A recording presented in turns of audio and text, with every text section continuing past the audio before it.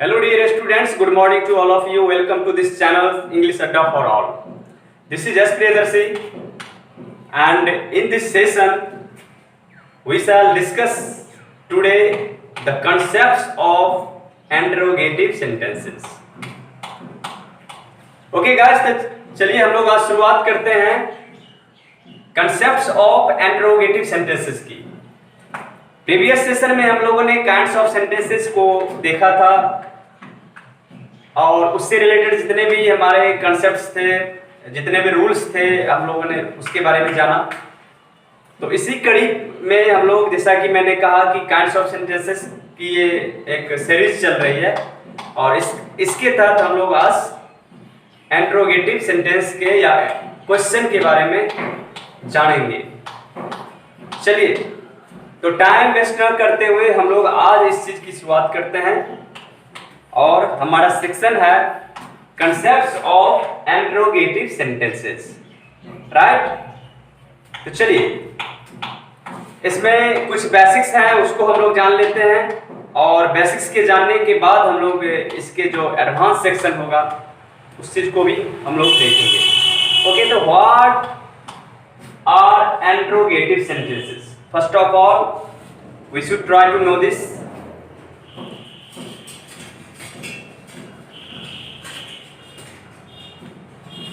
Okay, interrogative sentences, interrogative or question, जिसको आप प्रश्न सूचक भी कहते हो. ओके, तो सिंपल सा डेफिनेशन है, a sentence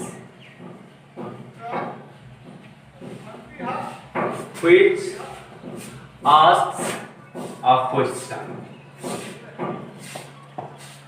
right, a sentence which asks a question, वह सेंटेंस जिसे प्रश्न पूछने का बोध हो. राइट, और in other words a sentence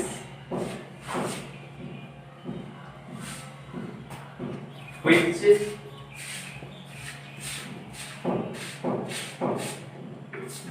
inquires about something.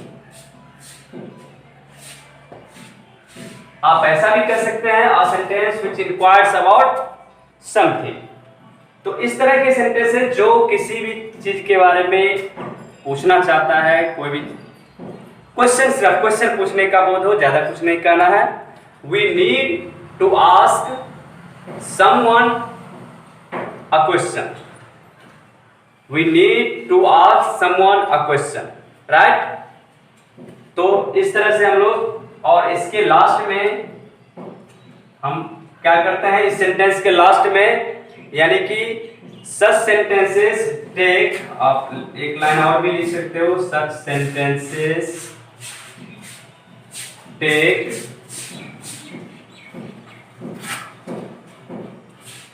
mark of question, mark of question at their end. At their end. Right? Such sentences take mark of question. यानी कि इस सेंटेंस के अंत में क्वेश्चन मार्क लगा रहता है. ये क्वेश्चन मार्क है और इस तरह से क्वेश्चन पूछा जाता है. ये पंक्चुएशन है. पंक्चुएशन में चाहे हम लोग सेमी कोलन पढ़े या कॉमा पढ़े या जिस तरह के पंक्चुएशन के बहुत सारे चिन्ह होते हैं, बहुत सारे साइन होते हैं या मार्क होते हैं, question mark, sign of exclamation, semicolon, colon, etcetera etcetera, hyphen, etcetera etcetera. तो इस तरह की चीजें जो भी है तो हम लोग देखते हैं. चलिए, हो गया. तो ये सिंपल सा है कि वह सेंटेंस जिससे क्वेश्चन पूछने का बोध हो. चलिए, अब हम लोग एग्जांपल लेते हैं कुछ. Let's take an example.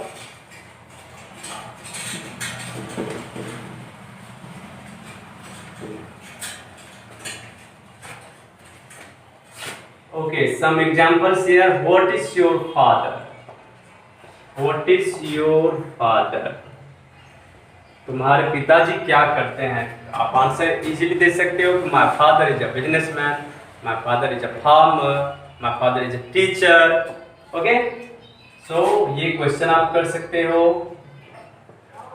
Why are you making a noise?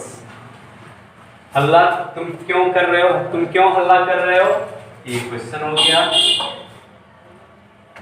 Did he attend the class yesterday? तो ये क्वेश्चन है, did you attend the class yesterday? क्या कल वह क्लास अटेंड किया था? इस तरह से सारा क्वेश्चन पूछा जा रहा है। Are you happy here? तो इस तरह के जितने भी सेंटेंसेस है, हर सेंटेंस के लास्ट में आप देख रहे हो कोई क्वेश्चन मार्क है और ये क्वेश्चन पूछा जा रहा है। एक बात मैं बता दूं यकीनन कि क्वेश्चन पूछना एक कला है। To ask questions is an art, right? जितने क्वेश्चन आपके मन में आएंगे, जितने क्वेश्चन आपके मन में पनपेंगे, वो आपकी मैच्योरिटी को शो करता है, कि आपकी परिपक्वता को शो करता है, क्योंकि और आपकी नॉलेज को शो करता है। क्योंकि क्वेश्चन वही बंदा पूछ सकता है जिसके पास नॉलेज हो, जिसके पास उस पार्टिकुलर चीज के बारे में जानकारियां हो। तो क्वेश्चन तभी पनप सकता है और तभी क्वेश्चन आपके मन में पैदा होगा जब आपके पास पूरी और समुचित जानकारी हो किसी चीज के बारे में। तो यही क्वेश्चन पूछना एक कला है। चाहे आप किसी भी दुनिया की कोई भी चीजें हैं, दुनिया की किसी भी चीज के बारे में हम जानना चाहे आकाश से लेके पाताल से लेके किसी भी चीज, जो भी चीज हम लोग देखते हैं, सब में कोई न कोई क्वेश्चन होता है। तो क्वेश्चन पूछना और तार्किक क्वेश्चन पूछना, तर्कसंगत क्वेश्चन, ये अपने आप में एक अहम बात होती है। चलिए, इसलिए हमें जानना है कि क्वेश्चन हम किस तरह से करते हैं, हर तरह के क्वेश्चन। तो ये आपने देखा इस सेंटेंस के जरिए, these all are the examples of interrogative sentences। अब हम लोग देखते हैं इसके काइंड्स क्या हैं, कौन कौन से काइंड्स हैं।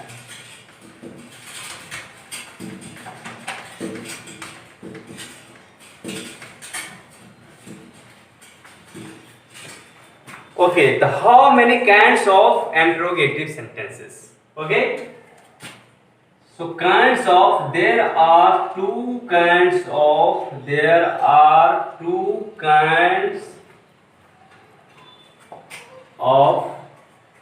interrogative sentences.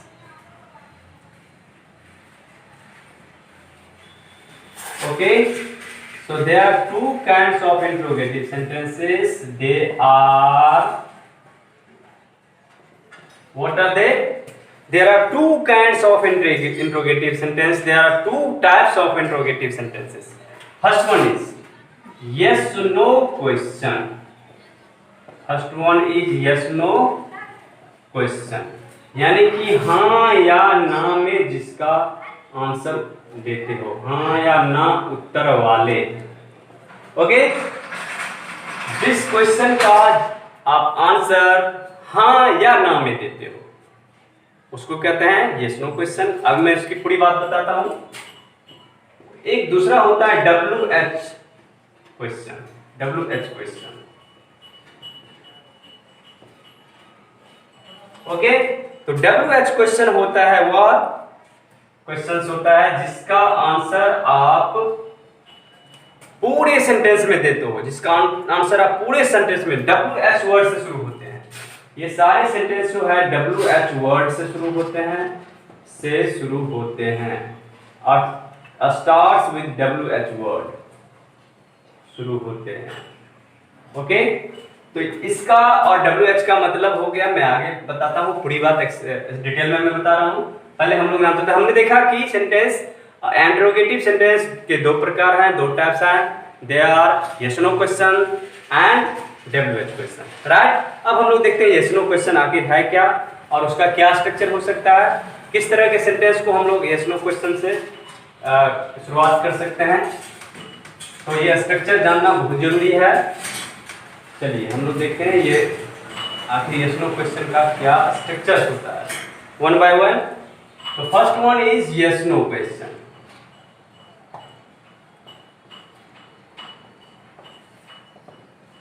ओके, इसका जो स्ट्रक्चर होगा तो आप ऑक्सिलरी वर्ब से शुरुआत करेंगे।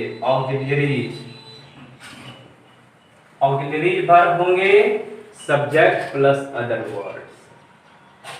अदर वर्ड्स में आपका वर्ब भी आ सकता है, मेन वर्ब भी आ सकता है। अदर वर्ड्स में मैं मेन वर्ब भी आ सकता है, एडजेक्टिव भी आ सकता है, नाउन भी आ सकता है, एटसेट्रा प्रोनाउन भी आ सकता है। ओके, या एडवर्ब भी आ सकता है। चलिए हो गया। तो ये ऑक्सिलरी वर्ब से इसकी शुरुआत होगी, आप इस बात को यकीनन जान लीजिए। इसकी शुरुआत किससे होगी? तो ऑक्सिलरी वर्ब से होगी। और आपको पता है कि ऑक्सिलरी वर्ब की संख्या कितनी है? 24। वैसे मूल ऑक्सिलरी वर्ब 12 ही होते हैं और उसी से फिर और भी ऑक्सिलरी वर्ब बनते हैं। मैं ऑक्सिलरी की चर्चा मैं करूंगा तो उसमें डिटेल्स में बताऊंगा। फिलहाल आप जान लो कि ऑक्सिलरी वर्ब की संख्या कितनी है? 24 है। There are 24 auxiliaries in English grammar. Okay, 24 आप इसको जान लो, 24 auxiliaries in English grammar. Okay, तो how to start yes no question. अब देखो some examples. Are you present या आर यू हैप्पी टुडे। देखिए ऑक्सिलरी वर्ब से शुरुआत हुई है, आर यू हैप्पी टुडे, क्या आज आप खुश हैं? इसका जवाब मैंने कहा यस नो में देना है। तो क्या आप खुश हैं आज? क्या आज आप खुश हैं? तो अगर आप हैं तो कह सकते हैं यस आई एम। अगर खुश है तो आप यस से भी केवल काम चला सकते हैं, नहीं तो यस आई एम। अगर आप शॉर्ट में लिखना चाहो तो यस आई एम, अदरवाइज आप फुल फॉर्म में लिखना चाहो तो यस आई एम। चलिए इस तरह से लिखने का ये तरीका है। एक कंट्रैक्टेड फॉर्म है ये, यानी शॉर्ट फॉर्म है, और ये फुल फॉर्म है। चलिए अगर आप नहीं खुश हैं, इसका इंटरोगेटिव का नेगेटिव और अफर्मेटिव दोनों होता है। आप अफर्मेटिव में भी क्वेश्चन कर सकते हैं और नेगेटिव में भी क्वेश्चन कर सकते हैं। तो क्या आज आप खुश हैं? अगर है तो कह सकते हैं कि yes I am, yes I am. अगर नहीं तो no I am not, no I am not, नहीं मैं नहीं, या केवल नो से काम चला सकते हैं। ओके, तो जिस तरह से ये हेल्पिंग वर्ब अगर आएगा तो क्वेश्चन का आंसर भी हम उसी हेल्पिंग वर्ब की मदद से देते हैं। जैसे अगर मैं एक और एग्जांपल लूं कि हैव यू हैड ब्रेकफास्ट, क्या आपने नाश्ता कर लिया है? Have you had breakfast. इसका जवाब दे सकते हैं अगर यस में देना है यस आई हैव, हाँ मैंने कर लिया है। अगर आपने नहीं किया है तो नो आई हैवंट। इसका contracted form no I haven't. तो इसका जवाब हाँ या ना में दे सकते हैं। जैसे एक दो और एग्जांपल लूं।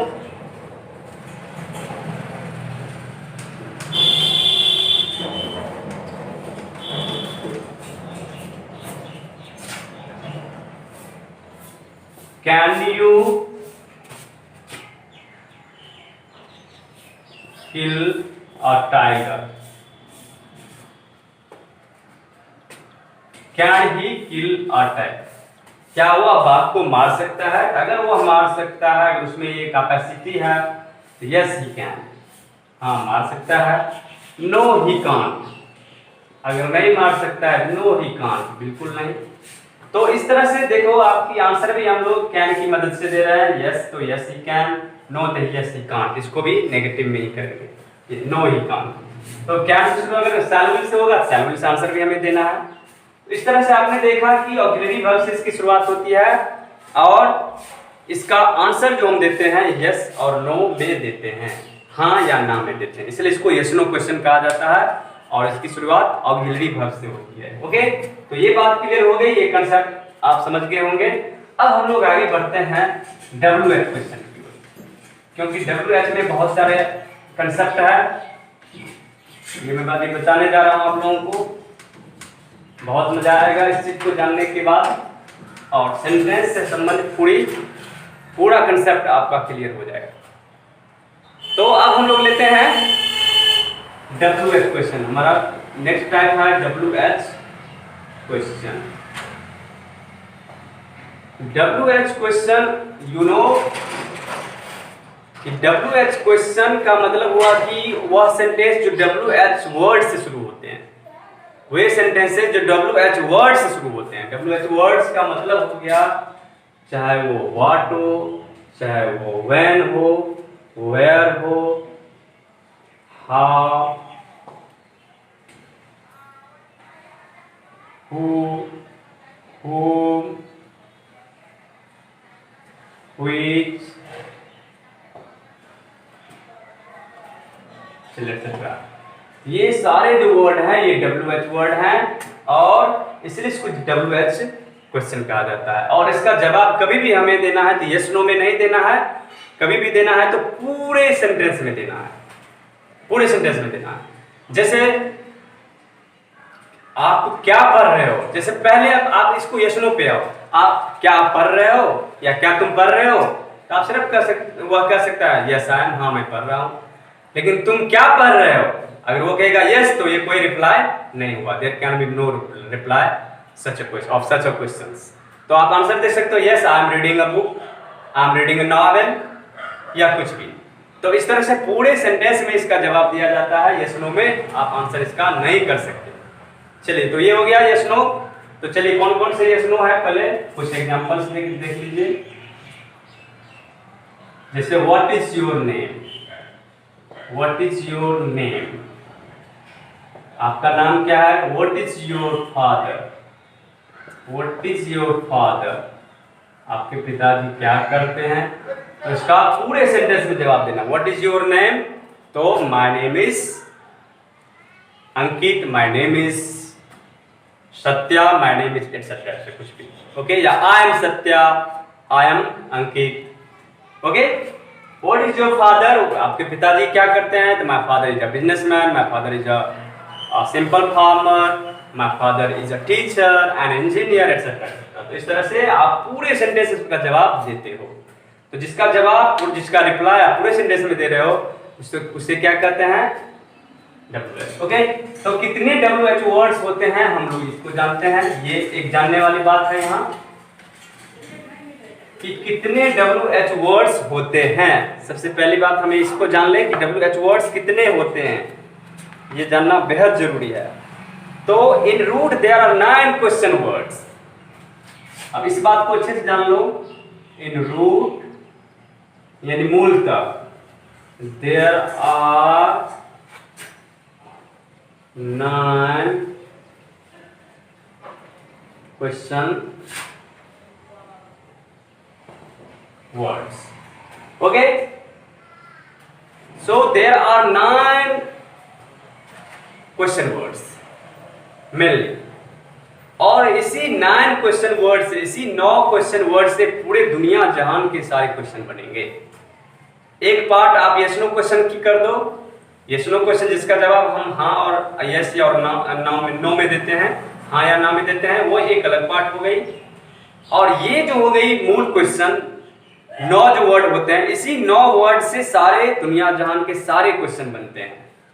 तो आइए हम लोग उसको देखते हैं कि ये 9 वर्ड क्या है, और इसी 9 वर्ड से 9 वर्ड से और भी क्वेश्चन बनेंगे, उसको इसी के डेरिवेशन से बनेंगे, यानी इसी से बनेगा, इसी से उत्पन्न होगा। जैसे आपने फिजिक्स पढ़ा होगा, तो फिजिक्स में जो फंडामेंटल यूनिट है, तो जो फंडामेंटल यूनिट है टाइम, मास, है ना, तो इसके अलावे जो भी और बनते हैं, तो 3 फंडामेंटल यूनिट से और भी बहुत सारे जो यूनिट बनते हैं, उसको कहते हैं derivative.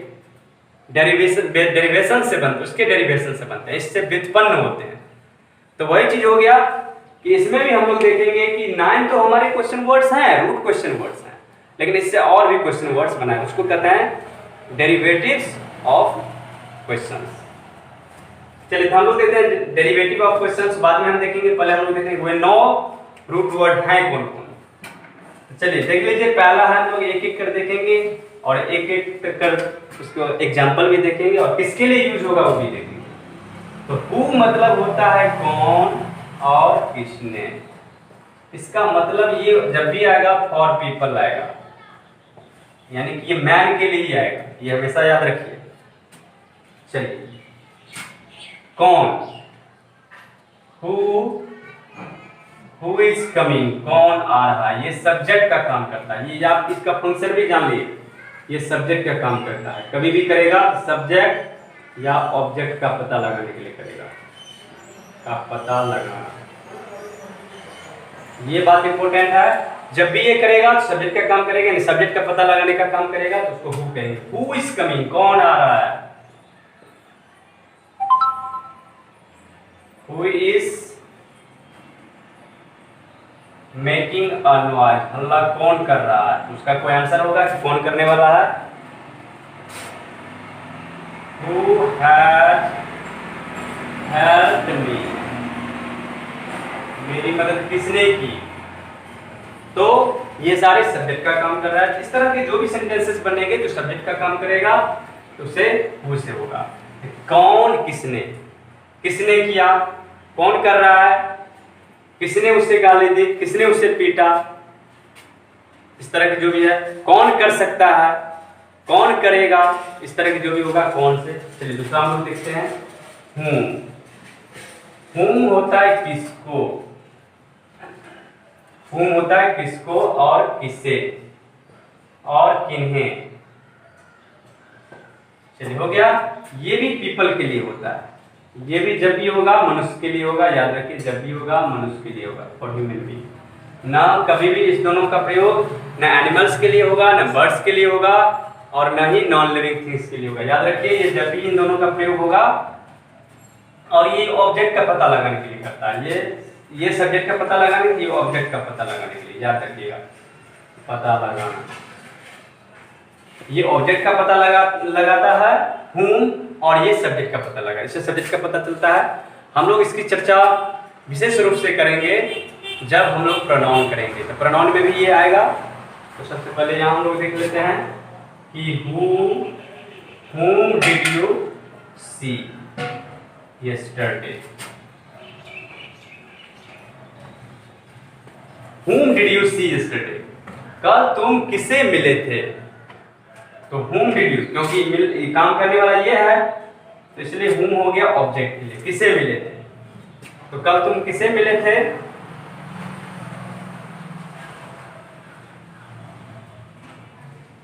whom has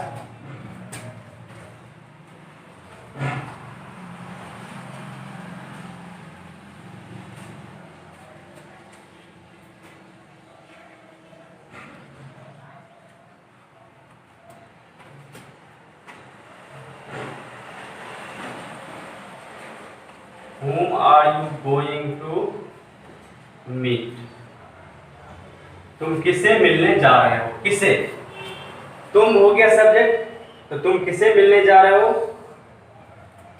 whom did you love most, whom do you love most, तुम सबसे ज्यादा किसे प्यार करते हो। तो whom, ये हो गया whom, यानी कि ऑब्जेक्ट का काम करता है। ये सारा सब्जेक्ट है, प्यार करने वाला ये है, तुम जाने वाला ये है, देखने वाला ये है। तो ये मूल रूप से ऑब्जेक्ट का पता लगाता है। जो ऑब्जेक्ट के बारे में पता लगा उसे कहते हैं हम, और ये भी मनुष्य के लिए होता है, यानी कि फॉर पीपल। ओके, ये बात क्लियर हो गई। अब हम लोग देखते हैं नेक्स्ट, एक एक कर इस तरह देखते चले जाएंगे।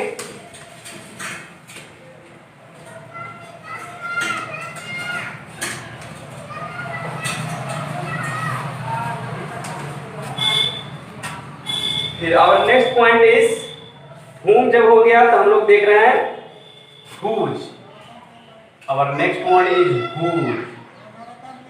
whose का मतलब होता है किसका, किसके एंड किसकी। ये दरअसल रिलेशन को बताता है, ये रिलेशन और पोजीशन को शो करता है,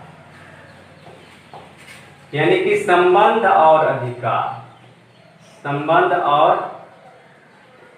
अधिकार जो शो करने वाला होता है उसे कहते हैं हुज। और हुज का प्रयोग ह्यूमन बीइंग के लिए भी होगा, मैन के लिए, पीपल के लिए भी होगा, बर्ड्स के लिए भी होगा, एनिमल्स के लिए भी हो सकता है, किसी के लिए भी हो सकता है। चलिए, तो किसका किसकी whose son has come today, किसका बेटा यहाँ आया है? Whose pen is this, whose pen is this, यह किसकी पेन है? हुज आर दिस, ये सारे किसके हैं? तो हुज किसका, किसकी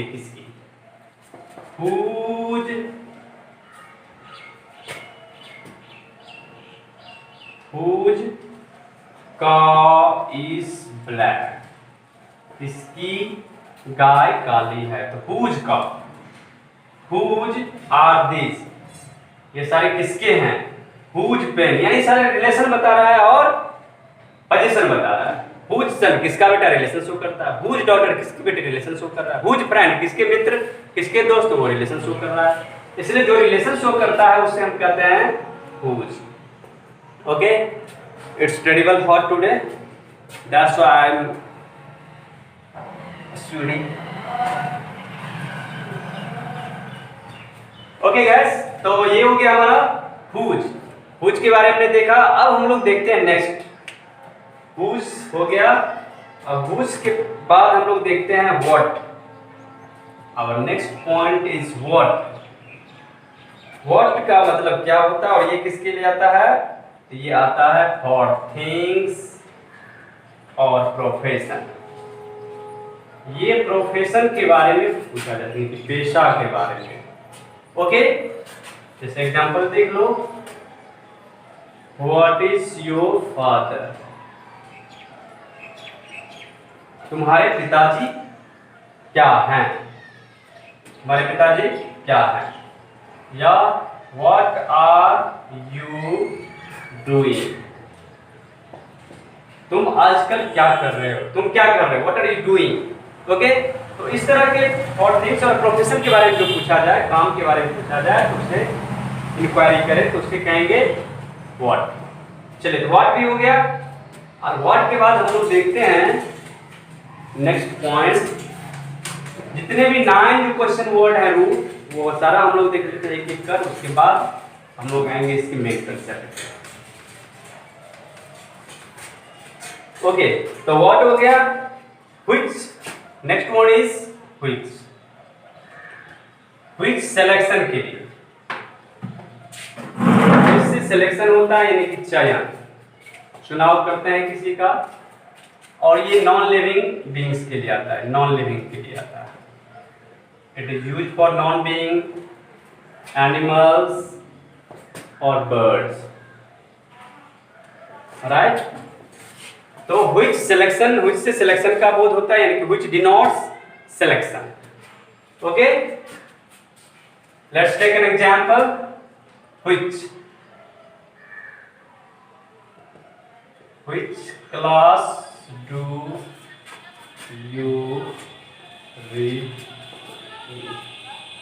Okay, which is the longest river in India, right? Light नहीं है क्या?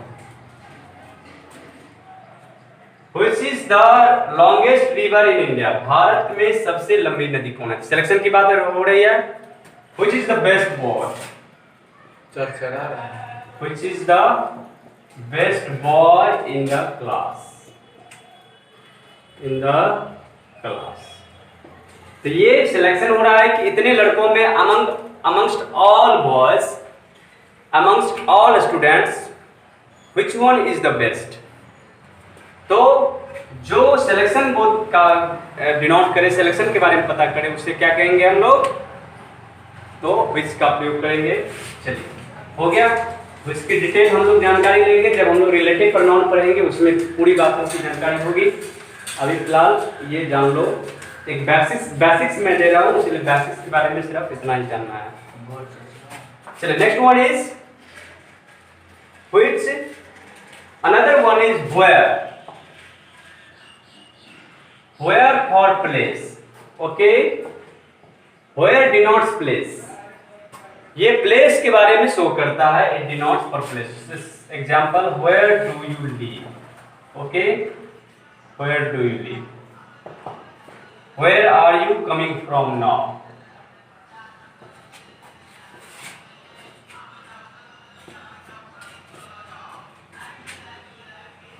where are you coming from now. So guys, where denotes place. Okay, our next point is when, and when denotes for time. Okay, time. Some examples, when do you get up, तुम कब जगते हो, when do you get up, okay, when does she start for school, when does she start for work, school के लिए कब रवाना होती है, कब स्कूल जाती है. तो ये हो गया when, टाइम को शो कर रहा है. These all sentences denote time. तो ये जो है हमारा टाइम को शो कर रहा है. ओके, अब हमारे जो रेस्ट बचे हुए हैं उसके बारे में हम लोग जान लें.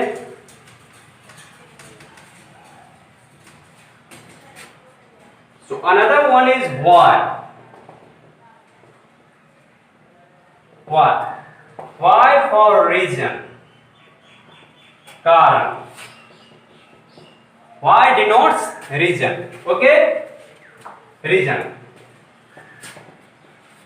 Why do you study English?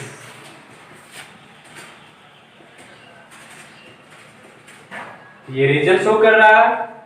Next one is why does he come late. Why से जो भी why से बनेगा, why मतलब क्यों होता है, why means क्यों in Hindi, but why denotes reason, okay. तो जो रीजन हमें बता रहा है, जो रीजन बताने का काम करेगा, उसी क्वेश्चन वर्ड को कहेंगे why, okay. And our last one is how. How actually shows method, manner, condition, ways, etc. इससे हाउ से मैनर का पता चलता है, तरीका का पता चलता है, ठीक है ना, स्थिति का पता चलता है, ठीक है ना. तो ये सारे तरीका, स्थिति जो भी है, इसके लिए हमें जैसे how are you, example how are you, यानी आपके बारे में हालचाल जानना चाहता है, हाउ आर यू, कि how are you, I am fine, आपकी स्थिति के बारे में जानना चाहता है. How do you do this, how do you do this, इसे आप कैसे करते हो, how do you do this. Why has he done this work, इस काम को उसने कैसे किया. तो इस तरह से जो भी है उसके मैनर्स को बता रहा है, उसके तरीका को बता रहा है. The way he is doing, the way someone does, okay. तो कोई भी किसी काम को जिस तरह से अंजाम देता है, उसका जो तरीका होता है, उसका जो मैनर होता है, उसके जो मेथड्स होते हैं, वेज होते हैं, उसके लिए हम हाउ का यूज करते हैं. So that all about interrogative sentences, okay. तो ये हमने देखा जो 9 रूट वर्ड्स इंट्रोगेटिव के हैं, WH के हैं, उसके बारे में हमने देखा. अब मैंने कहा था कि और भी इससे जो बनते हैं अलग वर्ड्स, डेरिवेटिव वर्ड्स. अब इसी से बनेगा, इसी 9 से बहुत सारे दुनिया की तमाम तरह के क्वेश्चन जितने भी पूछने हैं सब इसी से बनेंगे, लेकिन इसके डेरिवेशन से भी बनेंगे, जैसे डेरिवेटिव्स ऑफ क्वेश्चन वर्ड्स. अब वो उसको जरा सा देख लीजिए, कुछ एग्जांपल्स मैं दे देता हूं डेरिवेशन का.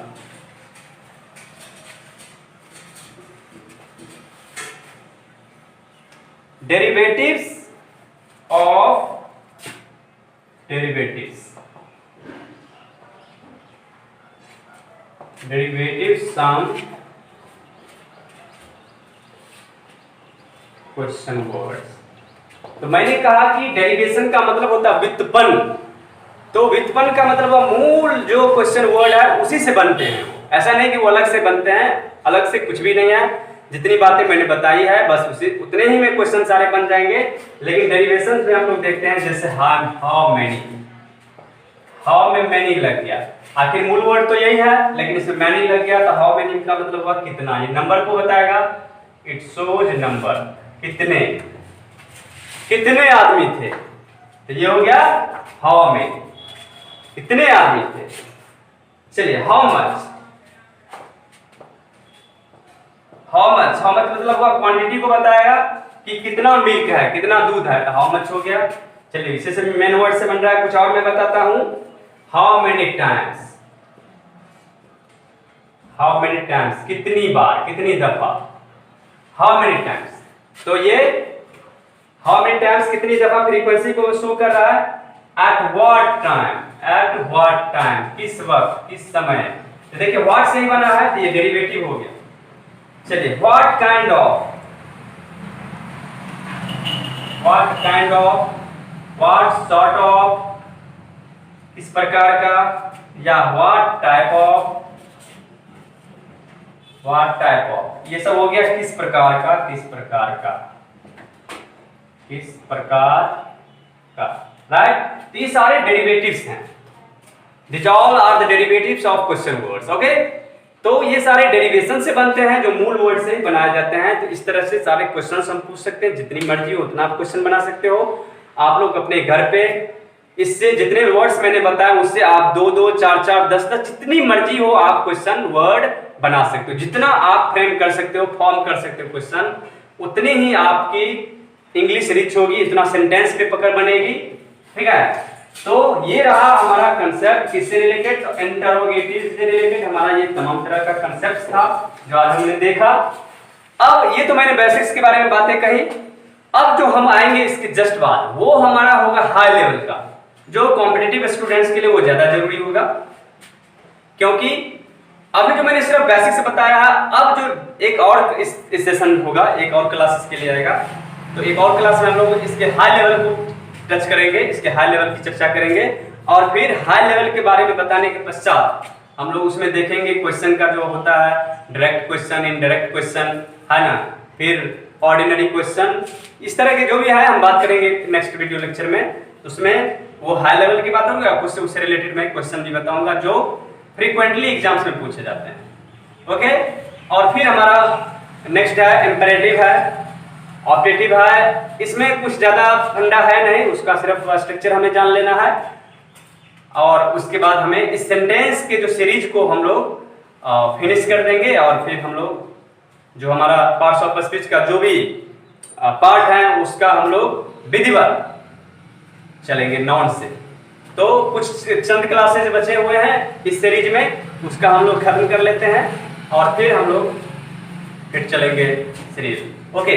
तो guys I would like to remind you once again कि आपको अगर ये वीडियो लेक्चर पसंद आता है, ये जितना आप देखते हो पसंद आ रहा है, तो आप जरूर से जरूर बेल आइकन को प्रेस करें और सब्सक्राइब करें मेरे चैनल को, यानी English Adda for all, English Adda for all by SP leadership. और इस नंबर पे आप 7033247023 इस पे व्हाट्सएप पे भी आप मैसेज कर सकते हो अगर किसी तरह की क्वेरीज हैं आपके। और ज्यादा से ज्यादा अमेंग्स योर फ्रेंड, अपने दोस्तों को अपने ग्रुप में शेयर करो और लाइक्स जरूर से जरूर करो। सबसे बड़ी लाइक्स करना है आपको, ठीक है। लाइक्स करेंगे, कमेंट्स आप करते हैं तो ये मेरा हौसला थोड़ा बढ़ता है, काम करने की एनर्जी थोड़ी मिलती है। और क्या, इसमें तो आपको पैसे लगने रहे, क्या इसमें तो कुछ नहीं लग रहा है आपको, cost, it will cost nothing. तो इसमें किसी का कुछ नहीं जाता, न तेरा घाटा, किसी का कुछ नहीं जाता। इसलिए आप लोग जरूर से जरूर लाइक करें, okay. So that's enough today about all about interrogative sentences, and let us conclude here today this video lecture, and we will meet in our forthcoming a session with some other topic. By then, God bless you. Stay home, stay healthy, stay happy, and stay busy. So, thank you watching for this video.